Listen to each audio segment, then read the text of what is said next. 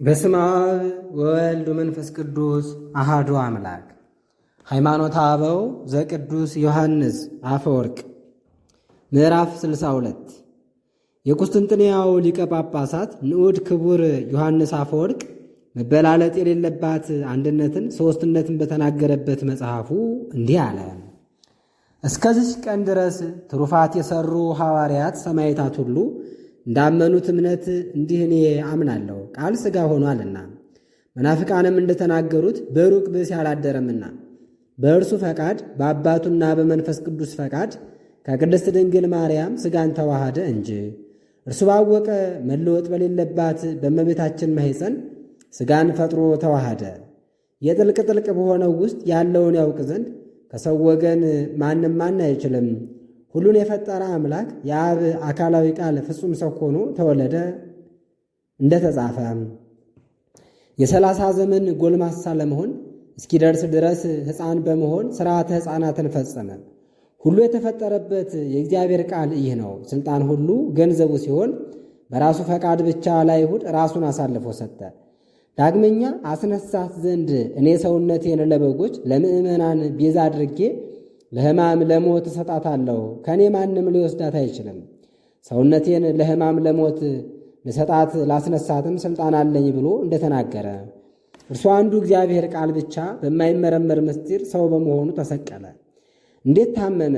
ነገር ግን ምስጢሩን ከላከው ከአባቱ ከመንፈስ ቅዱስም ጋር እርሱ ብቻ ያውቃል። ይህንን ነገር መርምሮ ወደ ማወቅ ይደርስ ዘንድ ይረዳውም ዘንድ የሚቻለው ልቡና የለም። አባ አምሐጽን ነፍሴ ብሎ ነፍሱን ከሥጋው ለየ፣ በዓለመ ሥጋ በዓለመ ነፍስ ያሉትን ያድን ዘንድ። የሞትን ሥልጣን የሚያጠፋ መለኮት በሥጋ ሞተ። ሞትም የተባለ ዲያብሎስ ነው። እንደ ተጻፈ ምስጢሩን ማን የሚያውቀው ሳይኖር ያድነን ዘንድ ያደረገውን እርሱ ያውቃል።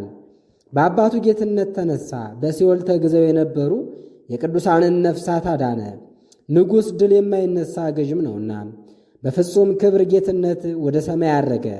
በማይመረመር በማይታወቅ ምስጢር ከመቤታችን ከቅድስት ድንግል ማርያም በነሳው በከበረው ሥጋው ከአብ ጋር በዕሪና ተቀመጠ።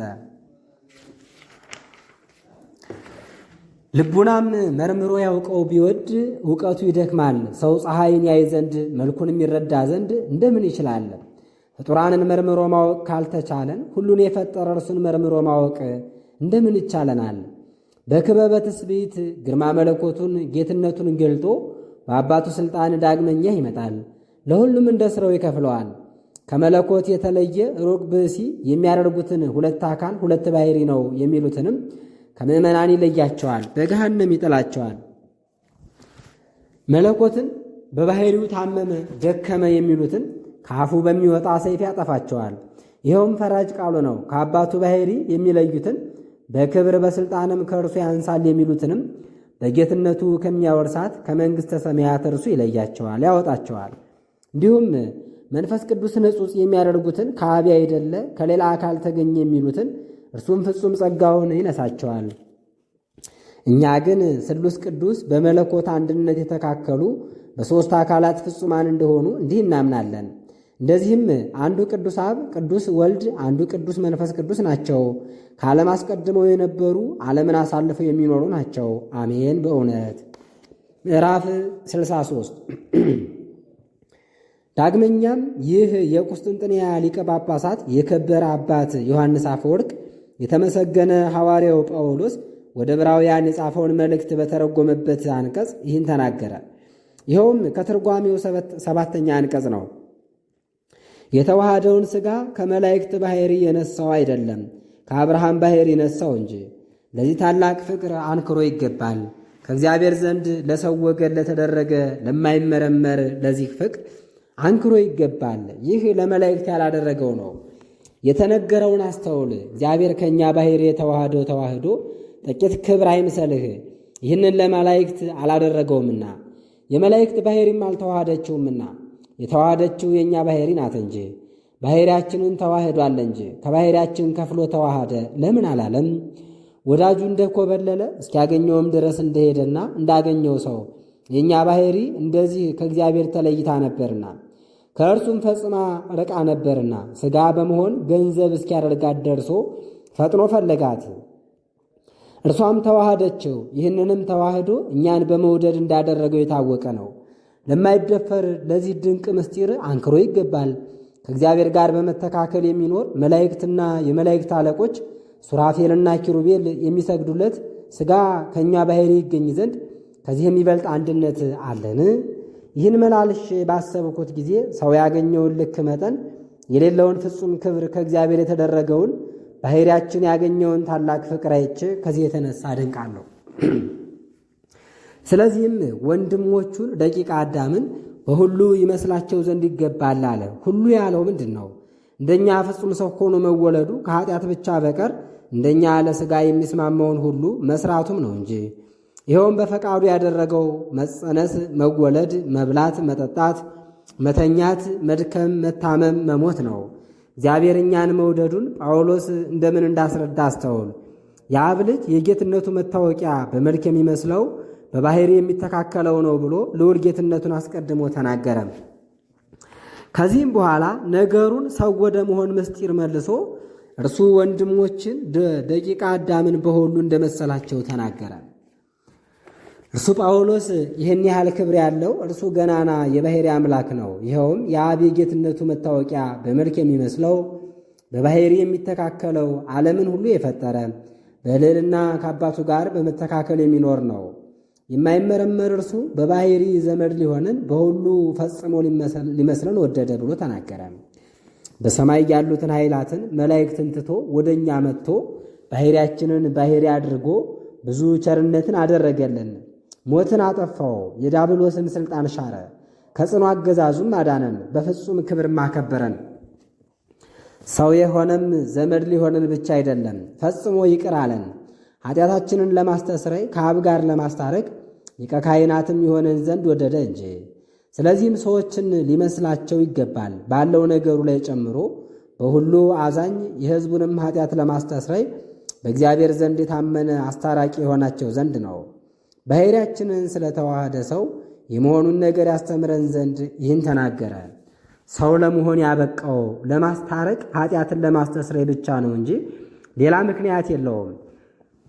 ከእርሱ በቀር ራሱ ብቻውን ኃጢአት ማስተስረይ የሚቻለው የታመነ አስታራቂ ማን ነው? ለማስታረቅ ኃጢአትን ለማስተስረይ ያቀረበው መሥዋዕትስ ምንድን ነው? መሥዋዕት ለመሆን የነሳው ሥጋ ብቻ ነው እንጂ። እርሱ ተመልክቶን እነሆ ለእግዚአብሔር ጠላቶች ሆነን ተገኘን። ሀብቱን ለማግኘት ኪዳንም ቢሆን መሥዋዕትም ቢሆን ወደ እርሱ ያቀርበን ዘንድ የሚችል ፈጽሞ አልነበረንም። ስለዚህ ይቅር አለን። ዙፋኑን ከበው ከሚቆሙ ከመላእክት ከኃይላትም ወገን ሊቀ ካህናት አልሾመልንም። እርሱ አንዱ ወደዚህ ዓለም ወርዶ ባሕርያችንን ባሕርይ አድርጎ ሊቀ ካህናት አስታራቂ ሆነን እንጂ። ስለ እኛም ሥጋውን መሥዋዕት አድርጎ ወደ አባቱ አቀረበ እንጂ።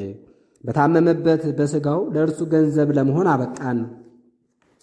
እርሱ መከራ የሚቀበሉትን እርሱ ማዳን ሲቻለው መከራ እንደተቀበለ ተናገረ።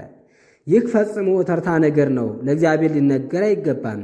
ስለሚሰሙት ሰዎች ስለ አእምሯቸው ደካማነት ተናገረ እንጂ ወደው ይቀበሉት ዘንድ ድካማችንን አውቆ የሚረዳን አይደለም። በባሕርዩ ሕማም ሞት የሌለበት ሲሆን ስለ እኛ ሰው ሆኖ ታሞ ሞቶ አዳነን እንጂ እንደማለት ነገራቸው። በመከራ የሚፈትኑትን ማዳን ሲቻለው ማለቱ ምንድን ነው? በሕማሙ የሕማምን መጥፊያውን አውቋልና በመከራቸው ጊዜ ታሞ ሞቶ እንዳዳናቸው መናገሩ ነው እንጂ። የሕዝቡን ኃጢአት ያስተሰርይ ዘንድ ለምን አለ? የአሕዛብን ኃጢአት ለማስተስረይ አላለም። ፈቃዱ በፊት እስራኤልን በኋላ አሕዛብን ለማዳን ስለሆነ ነው።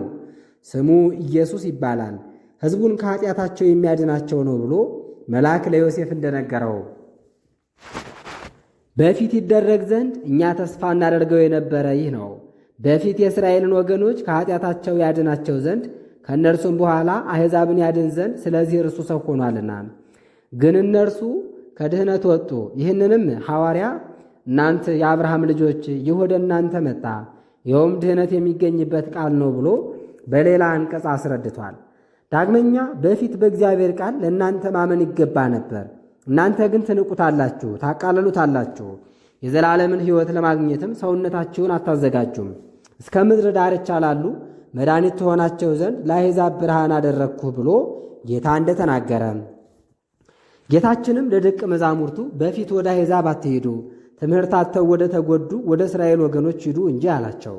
በፊት ሕዝቡን ሊያድን ወዶ ለደቀ መዛሙርቱ እንዲህ አዘዛቸው። የሰውነትን ሥራ ከፈጸመላቸው በኋላ እስራኤል ስለ ንቢተኛነታቸው ከድኅነት ቢለዩ ያን ጊዜ ደቀ መዛሙርቱን ሂዳችሁ አሕዛብን ሁሉ አስተምሩ፣ ኃጢአታቸውም ይሰረይላቸው ዘንድ በአብ በወልድ በመንፈስ ቅዱስ ስም አጥምቋቸው ብሎ ላከ። ዳግመኛ ሐዋርያ ስለዚህ ከኃጢአት ከክህደት የተለያችሁ እንደኛ በሰማያዊ ልጅነት አንድ የሆናችሁ ወንድሞቼ ዋጋችሁን ከዚህ ዓለም አትፈልጉ፣ ካመናችሁ ከተጠመቃችሁ ፍጹም ዋጋችሁ በመንግሥተ ሰማያት ይሰጣችኋልና። ከዚህ በኋላ የምናምንበትን አስታራቂ ሐዋርያ እርሱን አብነት አድርጉት አለ። አብ ከወዲህ ዓለም ወደዚህ ዓለም ስለላከው ሐዋርያ አለው። ስላመንበት በጎ ሥራ ለመሥራት የምንቀና ደግ ወገን አድርጎ ገንዘብ አደረገን፣ ለእኛ ማልዶልናልና የምናምንበት ሊቀ ካህናት አስታራቂ አለው። ኢየሱስ ክርስቶስ ሐዋርያ ሊቀ ካህናት ባደረገው በአብ ዘንድ የታመነ እውነተኛ ነው አለ። ለወገኖቹ በጎ ማገልገልን እንዲያገለግል ይጎዱም ዘንድ ቸል እንደማይላቸው እኛ እንድናውቅ መናገሩ ነው። ገብሮ ያለውንም ሐዋርያ ሊቀ ካህናት አድርጎ እንደሾመው መናገሩ ነው። በዚህ አንቀጽ ስለ ባሕርየ መለኮት አልተናገረም። አምላክ ሰው ስለመሆኑ ሥርዓት ተናገረ እንጂ ሥጋ ፍጡር ነውና። ስለሚሰሙት ሰዎች የአእምሮ ደካማነትም በወገኖቹ ሁሉ ዘንድ እንደ ሙሴ ነው አለ። ስለሚሰሙት ሰዎች የአእምሮ ደካማነት ነው እንጂ በሙሴ ለምን ይመስለው ነበር? ይህን ነገር ከመስማት ጆሮአቸውን እንዳይከለክሉ በጌታችን በኢየሱስ ክርስቶስ ካመኑ በኋላ ዕብራውያን በዚህ ሰው በሙሴ የሚያምኑት እምነት የሚያከብሩት ክብር ጥቂት አይደለምና ሰው ስለሆነ ስለዚህ በሙሴ መስሎ ይናገር ጀመረ። ከዚህ በኋላ አምላክነቱን በየጥቂቱ ተናገረ። ለሙሴ ገዢ ፈጣሪ መሆኑን እስኪያስረዳቸው ድረስ በወገኖቼ ላይ እንደ ሙሴ ነው በማለቱ በፊት ከእርሱ ጋር አስተካክሎት ነበር፣ የሙሴ ወገኖች ሕዝብ ናቸውና። ከዚህ በኋላ ጥቂት ጥቂት እያለ የጌታችንን የክርስቶስን አምላክነቱን አስረዳ። ከሙሴ ክብር ይልቅ የሚበልጥ ክብር ለእርሱ ይገባዋል ብሎ ይህን ስለ አምላክነቱ ተናገረ። ከቤቱ ክብር የባለቤቱ ክብር እንደሚበልጥ ከሥራውም ሰሪው ይበልጣል አለ። ሙሴ ፍጡር፣ ጌታችን ኢየሱስ ክርስቶስ ግን ፈጣሪ እንደተባለ አስተውል። ቤት የተባሉ ሕዝቡ ከሆኑ ሙሴም እንጂ ከሕዝቡ አንዱ ነው። ቤት የተባሉ ሕዝቡ ናቸው። ጌታችን ክርስቶስን ሕዝብ የተባሉ የቤቱ ሰሪ ካደረገው ጌታችን ኢየሱስ ክርስቶስ የባሕርይ አምላክ እንደሆነ አስረዳ። ይህንንም ቤትን ሁሉ የሚሠራው ሰው ነው፣ ሁሉን ግን የፈጠረ እግዚአብሔር ነው ብሎ አስረዳ። ሙሴ በተናገረው ነገር ሁሉ ምስክር የሆነው ዘንድ በወገኖቹ ሁሉ ላይ መጋቢ እንደሆነ የታመነ ነው። ክርስቶስ ግን የባሕርይ ልጅ እንደመሆኑ በምዕመናን ላይ ያድራል አለ። ይህ ታላቅ ልዩነት ነው። ሙሴን መጋቢ ብሎታልና ክርስቶስን ግን የባሕርይ ልጅ ብሎታልና። በሚሰሙት ዘንድ ከሙሴ ይልቅ ክርስቶስን ፈጽሞ እንዴት ከፍ ከፍ እንዳደረገው አስተውሉ። ሙሴን ፍጡር አለው፣ ክርስቶስን ግን ፈጣሪ አለው። ሙሴን በሚናገራቸው ነገሮች ሁሉ ምስክር የሆነው ዘንድ በሕዝቡ ሁሉ ላይ እየታመነ ነው አለው። ጳውሎስ ምን ትላለህ? በውኑ እግዚአብሔር የሰውን ምስክርነት ይሻለን ብትል፣ አዎን ሰውንስ ተውና የሚናገረውን ለመመስከር ሰማይን ምድርን ድንጋያን ምስክር አድርጎ ይጠራል ብሎ ይመልስልሃል። እግዚአብሔር እንደተናገረ ሰማይ ስማ ምድርም አድምጭ ብሏልና። ዳግመኛም የወንዝ ምንጮች የምድርን መሠረት በወገኖቹ የሚፈርደውን የእግዚአብሔርን ፍርድ ስሙ አለ። ነገር ግን ሙሴ ተገዥ ከሆነ ለተገዢዎቹ ተባባሪያቸው ነው፣ በእርሱም ላይ የተሾመ ነው። ጌታችን ክርስቶስ ግን የባሕርይ ልጅ ስለሆነ የአባቱን ገዢዎች ለማዳን እርሱ ይወዳል። የአባቱን ተገዢዎች ለማለት ነው፣ ይቅርታ። የአባቱ ተገዢዎች ቢሆኑም ደግሞ የእርሱም ተገዢዎች ናቸው። ስለዚህም ክርስቶስ የባሕርይ ልጅ እንደመሆኑ በቤቱ አድሮ ይኖራል። ቤትም የተባልን እኛ ነን ብሎ አስረድቶ ተናገረ። ቤት የተባሉ ሕዝቡ መሆናቸውን እንዳስረዳ አወቅህን? ሕዝብም የተባልን እኛ ነን። ከዚህም በኋላ በእርሱ ማመንን ለዘላለሙ ጸንቶ የሚኖር ተስፋችንን መመካትን፣ አንድነትን ብንይዝ የእግዚአብሔር ማደሪያ እንሆናለን አለ። በገድል ብንጸና ሃይማኖትን በተስፋውም ያለንን ትምክህት ማለት ስለሚደረገው ተስፋ አምኖ በጎ ሥራ መሥራትን አጽንተን ብንይዝ ያለው ተስፋው ለዘላለሙ ጸንቶ የሚኖር እንደሆነ እነርሱም ለዘላለሙ በሃይማኖት ጸንተው እንዲኖሩ ያመለክታል። በጎ ሥራ ብቻ እየሰሩ በቀናች ሃይማኖት ጸንተው የሚኖሩ ስንቱ ናቸው? ምግባር ሳይሰሩ የቀናች ሃይማኖትን አጽንተው የያዙ ለዘላለሙ ጸንቶ በሚኖር ተስፋ ያመኑ ግን ከነዚያ ይሻላሉ። ነገር ግን አፍሮ ሃይማኖቱን ገልጦ የማይናገር በክብር የተገለጠ አይሆንም። ሃይማኖትን የሚክድ በክህደት የሚወድቅ በጎ ምግባርንም የማይሰራ የዚህን ዓለም ሥራ የሚያስብ ኋላ በሚገኝ ተስፋ ደስ አይለውም። የሚሰሙትን ደስ ያሰኝ ዘንድ በኋላ የሚገኝ ተስፋ የማይቀር ነውና በጎም ቢሰሩ ክፉም ቢሰሩ የሥራን ብድራት ማግኘት አለና። ምዕራፍ 64 ስለዚህም ነቢዩ ከተናገረው ምስክር አምጥቶ ተናገረ። መንፈስ ቅዱስ ዛሬ ቃሉን በሰማችሁ ጊዜ በምድረ በዳ እንዳሳዘኑት እንደተፈታተኑት ልባችሁን አታጽኑ። የፈተኑኝ አባቶቻችሁ ፈተኑኝና ሥራዬን አዩ። ይህችን ትውልድ 40 ዘመን ተቆጣኋት፣ ሁል ጊዜ ልቡናቸው ይሳሳታል አልኩ። እርሱ ግን ወደ ረፍት እንዳይገቡ ፈርጄ እንደማልኩባቸው ሥራዬን አላወቁም ብሏልና ብሎ እርሱ 2 ረፍት ያመለክታል። ከሁለቱ አንዱ እነርሱ የገቡባት ከመከራቸው ከውደታቸው ጥቂት ያረፉባት በብሉይ የተደረገች ምድረ ርስት ናት። ሁለተኛይቱ ረፍተ ሰንበት ግን ለመንግሥተ ሰማያት ምልክት ናት። የወረሷትም ከዚህ ዓለም ድካምና መከራ ለዘላለሙ ያርፋሉ። ረፍተ ፍልስጥኤምን እያሳሰበ በመንግሥተ ሰማያት ስላለ አንድ ተስፋ ስለምን ይነግራቸዋል? በዚህም ትርጓሜ ረፍተ መንግሥተ ሰማያት ይታወቅ ዘንድ ነገሩን እውነት እንዳልሆነ ይገለጽ ዘንድ ነው። ያችን መንገድ ልንመረምር ይገባናል። እነርሱ ከግብፅ ወጥተው የኤርትራን ባሕር ተሻግረው ወደ ምድረ በዳ ሄደዋልና ወደ እርሷ ይገቡ ዘንድ የተዘጋጁላት ያላቸው ያችን የርስት ምድር ያይዋት ዘንድ ጉበኞችን ሰደዱ። ሂደው ተመልሰው አዝሬትን አትክልትን የተመላች እንደሆነች በዚያች ሀገር ተመክተው ተናገሩ። ነገር ግን ድል የማይነሱ ኃይለኞች ሰዎችን የተመላች ናት፣ እኛ ግን በፊታቸው እንዳንመጣ ሆን አሉ። ልቡናቸውን ላጸኑ፣ አንገታቸውን ላደነደኑ ለእስራኤል እግዚአብሔር ያደረገላቸውን የቀደመውን ታምራት በግብፅ ሳሉም በብዙ ሰራዊት መካከል እንደምን እንዳበረታቸው ከመከራ እንዴት እንደጠበቃቸው የግብፃውያንንም ገንዘብ እንዴት እንደሰጣቸው ሊያስቡ በተገባቸው ነበር። ዳግመኛም በበረሃ ከደንጊያ ውሃ አፈለቀላቸው፣ በእረፍት የሚጠጡትን ውሃ ሰጣቸው፣ ከሰማይ መና ወረደላቸው፣ የቀረውንም ስፍር ቁጥር የሌለውን ታምራት አደረገላቸው። ይህን ሁሉ አላሰቡም። ይህን ደጋግ ታምራት እንዳደረገላቸው እርሱ ዳግመኛ ሊያገባቸው የሚችል እንደሆነ አላመኑም። ከዚህ የተነሳ ከእነርሱ ፈጽሞ ምን አልተገኘም። ሰነፉ እንጂ እኛን ልጆቻችንን ሚስቶቻችንን ያጠፋን ዘንድ እግዚአብሔር ከግብፅ አውጥቶናልና ወደ ግብፅ እንመለስ አሉ እንጂ። ያደረጋቸውን ታምራት እንዲፈጥነው በካዱ ጊዜ እግዚአብሔር በእነርሱ ላይ ተቆጣ። እነዚያ የካዱት ልጆች ወደ ረፍቱ እንዳይገቡ ማለ። ሁሉንም እንዲህ በበረሃ አስቀራቸው።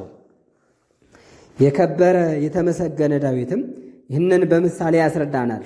በጎውን ነገር በመቃወም ረፍተ መንግሥተ ሰማያትን እንዳንንቅ እንዳናቃልል ሌሎች የወረሷትን ምድረ ርስት ያጡ እነዚያን ያገኛቸው እንዳያገኛችሁ ዛሬ ቃሉን በሰማችሁ ጊዜ ልባችሁን አታጽኑ አለ። ነገር ግን በምድር ያለች ረፍተ ፍልስጤም በሰማይ ያለ እግዚአብሔር ለሚያወርሳት ለመንግሥተ ሰማይ ምሳሌ ሆነች። ስለዚህም ሐዋርያ ይህንን ምስክር ጻፈ። ዳግመኛም ወንድሞቻችን እንግዲህ ሕያው ከሚሆን ከእግዚአብሔር የሚለያችሁ በሃይማኖት የሚጠራጠር ክፉ ልቡና ከእናንተ በአንዱስ እንኳ እንዳይገኙ ወቁ ብሎ ምስክርነትን አስረዳም። ከልቡና ደንዳናነት የተነሳ ሃይማኖትን መካድ ያመጣልና ደዌው የጸና ሥጋ መድኃኒትን እንዳይቀበል እግዚአብሔርን የማትፈራ ነፍስም ስለ ልቡናዋ ክፋት የእግዚአብሔርን ቃል ፈጽሞ አትቀበለውም። ያላመኑ ሰዎች እንደሚሉት እንዳይሆን ይህን ተናገረ። የእስራኤል ልጆች የእግዚአብሔርን ቃል ስላለማመናቸው ይህ ሁሉ መከራ እንዲህ ካገኛቸው የእግዚአብሔርን ነገር ካላመንን ሕጉን ካልፈጸምን እንዴት ከእነርሱ የበለጠ መከራ አያገኘንም? ወደ ዕረፍተ መንግሥተ ሰማያትስ እንዴት እንገባለን? እነሆ ከመከራው ድነናል። ስለዚህ ነገር ሁልጊዜ ወንድሞቻችሁን ምከሩ፣ አስተምሩ አለ። ይኸውም ዛሬ ይላልና በሰማይ የሚገኝ ዕረፍትን እንዳታጡ ወንድሞቻችሁን በሃይማኖት አጽኑ ማለት ነው። ከእናንተ ማንም ክህደትን በምታስከትል ኃጢአትን በምታመጣ ስህተትን ጸንቶ አይኖር። ሰውነት በኃጢአት በወደቀች ጊዜ ሃይማኖትን ትነቅፋለችና ሃይማኖትንም ከነቀፈች የእግዚአብሔርን ቃል የማታምን መሆኗ ነው።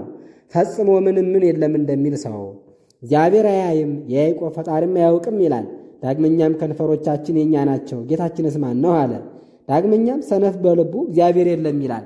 በሥራቸው ጎሰቆሉ፣ ረከሱ፣ አንዱስ እንኳ በጎ ሥራን የሚሠራት የለም። ጉረሯቸው እንደተከፈተ መቃብር ነው፣ በአንደበታቸውም ከዱ። ከከንፈራቸው በታች ባለ በልቡናቸው የምድር እባብ መርዝ አለ። አንደበታቸው መራራ ነው፣ መርገምንም የተመላ ነው። የሰውን ደም ለማፍሰስ እግራቸው ፈጣን ነው። በመንገዳቸው ሐሳር መከራ አለ። የፍቅርን መንገድ አያውቋትም። በልቡናቸው እግዚአብሔርን መፍራት የለም። ኃጢአት ሰውን እግዚአብሔር የለም እስኪል ድረስ እግዚአብሔርን የማይፈራ ፍቅር የሌለው ሃይማኖት የሌለው ልበደንዳና እንድታደርገው አወቅህን? እኛ ግን ከዚህ ሁሉ ሕግንም ከማድረስ እንጠበቅ። በእግዚአብሔር የምናምናትን ፍጽምት ሃይማኖትን ገንዘብ እናድርግ። ሁልጊዜም እግዚአብሔርን መፍራት በልባችን እናሳደር። ሰይጣን ያላመውን ክፉ ሥራ ሁሉ ከእኛ እናርቅ። ከቀደሙ ሰዎች ይልቅ የሚበልጥ ይህን ያህል ክብር ያገኘን እኛ ከማይገባ ሥራ ሁሉ እንራቅ፣ ፈጽሞ የሚያሳዝን ጽኑ ፍዳ እንዳንቀበል። ዳግመኛ ሐዋርያ ፈሪሃ እግዚአብሔር ያድርብን ዘንድ ይህን ነገር ጨምሮ ተናገረ። ከክርስቶስ ጋር አንድ ሆነናል ብሎ ርስቱ መንግሥተ ሰማያትን ብንወርስ፣ ሥጋውን ደሙን ብንቀበል፣ ክብሩን ብንወርስ ከእርሱ ጋር አንድ ሆነናል አለ። የቀደመ ሥርዓታችንን አጽንተን ብንጠብቅ የቀደመ ሥርዓት ያለው የቀደመ ልጅነት ለእኛ የተመለሰባት ሃይማኖት ናትና በልዩ ምስጢር የክርስቶስ አካል ሆነናል አለ።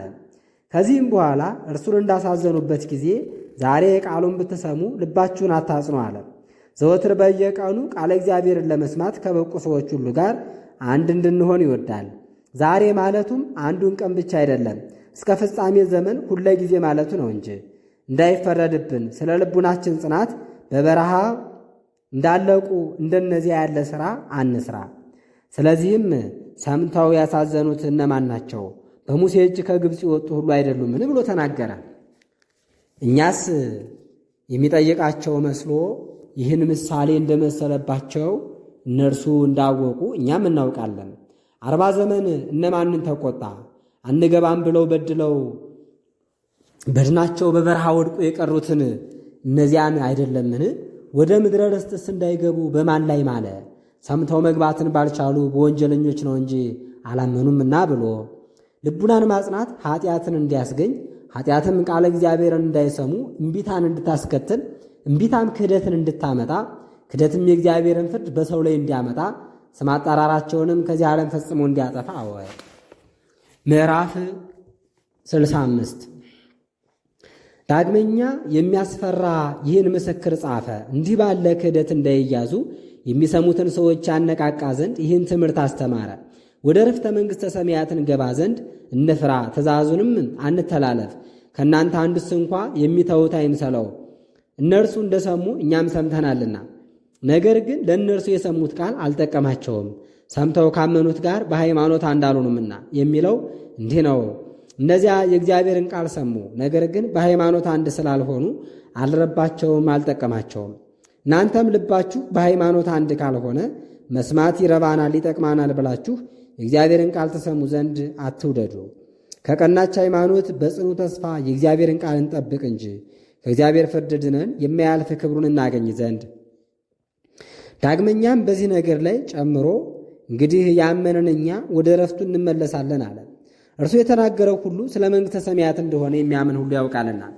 ነገር ግን ከታወቀው ሥራ በኩል ኋላ የሚመጣውን ዕረፍተ መንግሥተ ሰማያትን እነሆ አስረዳ። ወደ ዕረፍቴ እንዳይገቡ ፈርጄ እንደማልኩ ሥራዬን አላወቁም እንደተባለ ተናገረ። ነገር ግን ዓለም ከተፈጠረ ጀምሮ ስለሆነው እግዚአብሔር ሥራ እንዲህ አለ። የሰንበትን ነገር እግዚአብሔር በሰንበት ቀን በሰባተኛው ቀን ማለት ነው ከሥራው ሁሉ አረፈ አለ። ዳግመኛም ወደ ዕረፍቴ አይገቡም አለ። እግዚአብሔር በመንግሥተ ሰማያት ያለ ዕረፍትን ያመለክተናልና። ጳውሎስ ትምህርቱን ግልጥ እንደሚያደርግ አየህን? በቅዳሜ ቀን ዳዊት ከእርሱ ጋር ሆኖ በተናገረ ጊዜ በሃይማኖት አንድ ያልሆኑ ሰዎች ባልገቡባት በምድረ ርስት ሰንበትን በማክበር ነበሩና ከዚህ በኋላ ወደ ዕረፍቱ እንዳይገቡ የተከለከሉ አሉ አለ። የቀደሙ እስራኤልም ምድረ ርስት እንዳለች ሰምተው አልገቡባትም፣ አላመኑምና። እንግዲህ ከብዙ ዘመን በኋላ በዳዊት አድሮ ስለማን ዳግመኛ ዛሬ ይላል። ዛሬ ቃሉን ብትሰሙ ልባችሁን አታጽኑ ይላልና። ሰንበት ዕረፍት ስለሆነ በምድረ ርስት ስላገኙት ዕረፍት በዳዊት አድሮ ተናግሮስ ቢሆን በዳዊት አድሮ ዳግመኛ እንዲህ ተስፋ ባላናገረም ነበር። ስለዚህ እንደገና ነገሩን መልሶ ኢያሱ አሳርፏቸውስ ቢሆን ዳዊት ከነዚያ ቀኖች በኋላ ስለ ሌላ ቀን ባልተናገረም ነበር አለ። ሐዋርያ ጳውሎስ በፍጹም ዕውቀት የነገሩን ምሳሌ አራቆ ደርሶ ነገሩን ይገልጥላቸው ዘንድ ይህን ተናገረ። ከዚህ በኋላ ይህን ነገር ገልጦ አስረዳ። በውኑ ለእግዚአብሔር ወገኖች ዕረፍት ቀረባቸውን? ይህ ነገር እውነቱን ያስረዳል። ሰንበት አለ እንጂ የዕረፍት ቦታ አላለም። ሰንበት ከሥራቸው ሁሉ የሚያርፉባት ቀን ናትና በዕረፍትም ሆነው ተድላ ደስታ ያደርጉባታልና እግዚአብሔር ለሕዝቡ የሚያወርሳት ዕረፍት እንደመሆኗ ይህንንም ስለ መንግሥተ ሰማያት ተናገረ። ከሥራ ሁሉ ከኃጢአትም ሁሉ የርቁ ዘንድ ያዘዝ ነበር። የሚያገለግሉ ለዚህ ተለይተው አሉ ብቻ ለእግዚአብሔር ከሚሠሩት ሥራ በቀር፣ ይኸውም ካህናት የሚፈጽሙት ሥራ ነው። ሁሉ በመንግሥተ ሰማይ እንደምትመስል እንደዚያች ሰንበት እንዲህ ለነፍስ የሚረባውን ሥራ ሁሉ እየሠራ ኃጢአት የሌለበት ይሁን። ከዚህ በኋላ በተናገረው ነገር ላይ ጨምሮ ወደ ዕረፍት የገባ እርሱ የእግዚአብሔር ገንዘብ እንደመሆኑ ከሥራው ሁሉ እንዳረፈ ተናገረ። ዳግመኛ በእስራኤል ዘሥጋና በእስራኤል ዘነፍስ መካከል ያለውን ትምህርት አምጥቶ እንግዲህ ወደ ዕረፍተ መንግሥተ ሰማያትን ገባ ዘንድ እንፋጠን አለ። የተመሰገንክ ጳውሎስ፣ መፋጠን ምንድን ነው ብትል፣ ብትበድልም ሁልጊዜ በንስሐ ወደ እግዚአብሔር መመለስን ቸል አትበል ይልሃል። ስለ ድህነታችን ዛሬ ቃሉን ብትሰሙ ልቡናችሁን አታጽኑ፣ ቸል አትበሉ፣ ተስፋ የሌላችሁ አትሆኑ እያለ ሁልጊዜ መንፈስ ቅዱስ ይነግረናልና ሁልጊዜም እግዚአብሔርን ብንበድል በዚህ ዓለም በሕይወት ሳለን በንስሐ እንመለስ። ዛሬ ቃሉን ብትሰሙ ልቡናችሁን አታጽኑ ያለው ይህ ነገር የምክር የተግሣጽ አነጋገር ነው። ልቡናችሁን አታጽኑ ባለውም ላይ በእስራኤል ክህደት የሚያዝ አይኑር ብሎ ጨምሮ ተናገረ። የሚሰሙ ሰዎች ይህን አያስቡ፣ ከነዚያ ተለይተው የጠፉትን ፍርድ ያገኛቸው በዚህ ዓለም ብቻ አይደለምና፣ ይኸውም አጽማቸው በበረሃ ወድቆ መቅረቱ ነው። ዕረፍትን ካጡ በኋላ መኖሪያቸው በገሃነም ሆነ እንጂ። ስለዚህም የእግዚአብሔር ቃል ሕያው ሁሉን የሚችል ሁለት አፍ ካለው ሰይፍ ይልቅ የሚበልጥ ነፍስን ከሥጋ የሚለይ ስርን ከመለየው የሚለይ ሐሳብን፣ ፈቃድን፣ ልብ የመከረውንም የሚመረምር እንደሆነ ከፍጡራንም ሁሉ በፊቱ የተገለጠ ነው እንጂ ከእርሱ የሚሰወር እንደሌለ ተናገረ። ዳግመኛ እንዲህ ላለ ሰው ፍርድ እንደሚመጣበት ተናገረ። ስለ ሥራ ሁሉ መልስ ይሰጥ ዘንድ ማንም ማን እንዳይሳሳት ተስፋም እንዳይቆርጥ ሁለጊዜ ወንድሞቻችሁን ምከሩ፣ አስተምሩ ይል ጀመረ። እንዲህ በሃይማኖት ይጸኑ ዘንድ የአእምሮ ደካማ የሆኑትን ልናጽናናቸው ይገባናል። በአእምሮ ደካማ የሆኑትን አጽናኑ፣ በኃጢአት የታመሙትን በንስሐ ተቀበሉ፣ ከሁሉ ጋር መከራውን ተቀበሉ ብሎ ለቆሮንቶስ ሰዎች እንደጻፈ ያዘኑትን እንዲህ ደስ የማያሰኝ መከራውን ሁሉ ደስ ብሎት የማይቀበል ፈጽሞ ባለማወቅ ልቡናውን አጸና። ስለዚህም ለእነዚህ ለዕብራውያን ወንድሞቻችሁን ምከሩ፣ አስተምሩ አለ። ኃጢአት ባመጣው ቀቢጸ ተስፋ ማንም እንዳይያዝ፣ ይኸውም እውነተኛ ተስፋ የለም ማለት ነው። ተስፋ መቁረጥ ከሰይጣን የተገኘ ነውና፣ ሰውንም ትንሣኤ ሙታን ፈጽሞ የለም፣ መንግሥተ ሰማያትም የለም፣ የዘላለም ኩነኔ ፈጽሞ የለም እንዲል ያደርገዋል። ስለዚህም ክፉ ፈቃዱን ሁሉ ይሠራል፣ የልቡና ጸጸትም ጠፍቶለት ይኖራል። እነሆ ኃጢአትን ፈጽሜ ሰርቻለሁና ዳግመኛ ተመልሼ ለነፍሴ ረባት ተጠቅማት ዘንድ ተስፋ የለኝም። እንግዲህ እስከ ዘመኔ የቀረውን ልቤ በወደደው ፈጽመዋለሁ ይላል። በክፉ ስህተትም እንዲህ ያስባል፣ እኛስ ከክርስቶስ ጋር አንድ ሆነናል ብሎ ቀጥሎ በተናገረው ነገር ያረጋጋቸው ጀመር። ዳግመኛም ወገኖቹ የእርሱም አካል እስኪያደርገን እንዲህ የወደደን እርሱ አካሉ እንደመሆናችን ሊያድነን ይወዳል እንጂ እንዳንጎዳ ከእኛ አይደለም አለ። ዳግመኛ ፍርሃትን፣ ትካዝን የተመላ ነገርን ተናግሮ አሳዘነን። ወደ ዕረፍተ መንግሥተ ሰማያትን ገባ ዘንድ እንፍራ፣ ትእዛዙንም አናፍርስ፣ ወደዚያች ዕረፍት ለመግባት እንፋጠን እንጂ ከእናንተ አንዱስ እንኳ መንግሥተ ሰማያትን የሚያጣ አይምሰለው ብሎ ትምህርቱ ስለ ዕረፍተ ፍልስጤም እንዳይደለ አወክን። ነገሩ በሰማይ ስላለች ስለማታልፍ ዕረፍት ነው እንጂ። ይህችም ድካም፣ የልብ ሐዘን፣ ትካዝ፣ መከራ፣ ጭንቅ፣ መፍራት፣ የነፍስ ውከት የሌለባት ቦታ ናት። ነፍስን ጣዕምን የሚመላባት አንክሮተ ድሙ ብቻ ነው እንጂ። መከራ፣ ሐዘን፣ ድካም፣ መቸገር፣ መቃናት፣ መጣላት፣ መቀየም፣ ሕማም፣ ሞት የሌለባት ቦታ ናት። በሥራ ሁሉ ፍቅር፣ አንድነት፣ ከልብ የሆነ ፍጹም ተድላ ደስታ፣ ድካም የሌለባት ኃይል፣ የነፍስ የሥጋ የልቡና መታደስ፣ እልፈት በሌለባት መንግሥተ ሰማያት የዘላለም ሕይወት የሚገኝበት ነው እንጂ። ከወደዳችሁስ ምሳሌዋን እንደሚገባ መናገር ሳይቻለኝ መስዬ እነግራችኋለሁ። እንደሚቻለኝ መጠን እናገራለሁ። ወደ ሰማይ አቅንታችሁ መልኩ ምን እንደሆነ እዩ። ደመና በጋረደው ጊዜ ልባቸው ያዝናል። ደመናም ከእርሱ በተወገደ ጊዜ ፈጽሞ ይበራል፣ ከጭቃ ይልቅ ወርቅ እንዲበራ። ፀሐይ በወጣበት ጊዜ ይህች ምድር ሁለንተናዋ የሚበራ ከሆነ ከሰማይ በላይ ያለውን ብርሃን ግሩም የሚሆን የንጉሥን ክብር የመላእክትን የሊቃነ መላእክትን በንጉሡ ዙፋን ዙሪያ የሚቆሙ ስፍር ቁጥር የሌላቸው የኃይላትን ግርማ በጌትነት ካለ ከንጉሡ ጋር ደስ የሚያሰኙ የብርሃናትን ሁሉ ብርሃን ይህን ይመስላል ብሎ መመሰል የሚቻለው ማን ነው? የመንግሥተ ሰማያትን ነገር እንደሚገባው መስሎ ሊናገር የሚችል ማንም የለም። በእርሱ መኖርን እንወዳለን፣ ያን ጊዜም እናውቀዋለን እንጂ። ዳግመኛም ሌላ ምሳሌ እንናገር። በዓለሙ ሁሉ የነገሰ ንጉሥ እንዳለ ብናስብ የሚቃወመው በጠላትነት የሚነሳበት ማንም የሌለ የወደደውንም ምንም ምን የማያጣ ሰዎች ሁሉ የሚታዘዙለት የሚያከብሩት በዙፋኑ ዙሪያ የሚቆሙ ብዙዎች ሎሌዎች ያሉት በፍጹም እረፍት የሚኖር ወርቅ እንደ ባሕር አሸዋ በዝቶ በፊቱ የሚፈስለት ንጉሥ ቢኖር እርሱም ሁሉም ማድረግ የሚችል ደዌ ጠፍቶለት በሕይወት የሚኖር ቢሆን የተድላ ደስታውን ብዛት ማወቅ ይቻላችኋልንም? የመንግሥተ ሰማያትን ምሳሌ ለመናገር ባይቻለንም ለምትመጣይቱ ክብር በቅቶ የሚገኝ ሰው እንዲህ ነው። ዳግመኛ ሌላ ምሳሌ ልንሻ ይገባል። በማኅፀን ሳለ ድሃ የነበረ ሕፃን በተወለደ ጊዜ በምድር ሁሉ ላይ እንዲነግስ ለመንግሥተ ሰማያት የበቃ ሰው እንደዚህ ነው። ዳግመኛም ይህ ለዚያች ክብር ምሳሌዋ ሆኖ አይደለም። በአዳራሹ ውስጥ በወርቁ ዙፋን ላይ ተቀምጦ ልብሱ በዕንቁ ፈርጥ እያበራ የሚያብረቀርቁ የወርቅ የብር ጋሻ ጦር ይዘው ብዙ ባለሟሎቹ በዙፋኑ ዙሪያ ቆመው መኳንንቱ ሊቃውንቱ በየማዕረጋቸው በወርቅ በብር ወንበር በቀኝ በግራ ተቀምጠው ንጉሥን ብታይ በማየት ብቻ ደስ ይልህ ታደንቅ ትገረም የለምን? የነገሥታት ንጉሥ በተቀመጠበት ማንም መርምሮ በማያውቀው ማየቱም በማይቻል ብርሃን በሚያበራ በመንግሥት ዙፋን ዙሪያ በማይመረምር ብርሃን ሲያበሩ ሰማያውያን መንፈሳውያን ሰራዊትን ብታይ ቅዱሳንም ሁሉ በዙሪያው በብርሃን ወንበር ተቀምጠው ከፀሐይ ይልቅ እጅግ በጣም ሲያበሩ ብታይ እንዴት ደስ አይልህ? ነገር ግን ምሳሌ ሳላገኝ የማይመረመረውን ዓይን ያላየውን ጆሮ ያልሰማውን በሰው ልቡና ያልታሰበውን እስከ መቼ ፈጥኜ እናገራለሁ? በከበረ ስሙ ላመኑ እግዚአብሔር ያዘጋጀው ነው ተብሎ እንደተጻፈው በጎ ሥራ ሰርተው መንግሥተ ሰማያትን ለመውረስ በቅተው የተገኙም ብፁዓን ናቸው። ስለ ሥራቸው ክፋት መንግሥተ ሰማያትን ለመውረስ በቅተው ያልተገኙትን ሐዘን እንዲያገኛቸው በዚህ ዓለም ከሚመጣባቸው መከራ ይልቅ በወዲያ ዓለም የሚመጣባቸው መከራ ጽኑ ሥቃይ ነውና ከመንግሥተ ሰማያት የተለዩትን ሰዎች በሚያገኛቸው በዚህ ጽኑ ፍዳ እንዳንያዝ ክፉ ሥራ ከመሥራት እንጠበቅ። ይልቁንም ቅዱሳን በሚወርሱት ገንዘብ ሁልጊዜ ግብራቸውን ይዘን በማይመረመር ተድላ ደስታ የበቃን እንሁን። ለማታልፍ ረፍት መንግሥተ ሰማያትም ርስታችን ከርስታቸው ጋር እንዲህ አንድ ይሁን። ዛሬም ዘወትርም ለዘላለሙ ከቸር አባቱ ከመንፈስ ቅዱስ ጋር ክብር ጌትነት ገንዘቡ በሚሆን በጌታችን በኢየሱስ ክርስቶስ በለጋስነቱ በቸርነቱ ሰውንም በመውደዱ ለመንግሥተ ሰማያት መብቃት እንዲህ ይደረግልን፣ አሜን። ምዕራፍ 66 ይቀጥላል። ረድኤተ እግዚአብሔር አይለየን።